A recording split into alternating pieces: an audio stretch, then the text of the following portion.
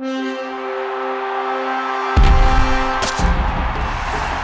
I am pleased to announce that the class of 2012 members of the Pro Football Hall of Fame are as follows: Jack Butler, Dermontti Dawson, Chris Doleman, Cortez Kennedy, Curtis Martin, and Willie Roaf.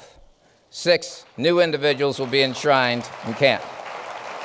We are in Indianapolis for Super Bowl 46, and just outside the room in which the 2012 Hall of Fame class was announced, I'm here with Steve Dorshik from the Canton Repository. Steve, first up, just what do you make of this class as a whole?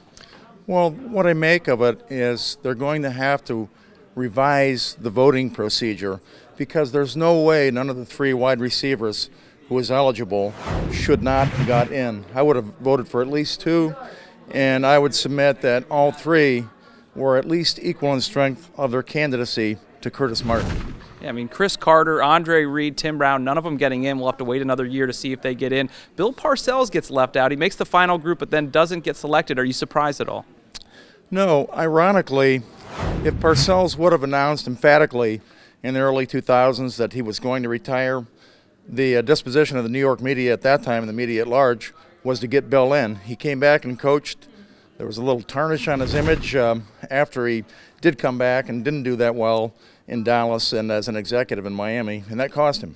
Who of the class that did get in, who were you most surprised got in? Well, let's look at the list real quick. You couldn't have been surprised, really, with anybody who got in this class because it was so even.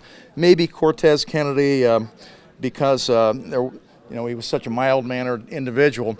But that brings us to another point. Mild-mannered individual, guys of high character. This is a lesson for anybody up for the Hall of Fame. If you're a nice guy and a decent human being, and all the guys on this list are, you have a much better chance of getting into the Hall of Fame. Who of the guys that didn't make it, besides we talked Parcells, we talked those wide receivers, is there anyone that either made the final group or didn't even get that far? Just what were you most surprised by? Well, let's look at that list again.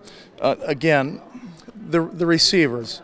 Number 1 on my list would have been probably Tim Brown, because as we mentioned the other day, he had more yards by himself than Lynn Swann and John Stallworth, Pittsburgh Steelers teammates, had combined. So that was just still, I'm floored by that none of those receivers got in. So 6 new members going in this year, an interesting class to say the least. No Bill Parcells, none of those 3 wide receivers. We'll have to wait till next year. That's all from the Hall of Fame announcements. Check back to ProFootballWeekly.com.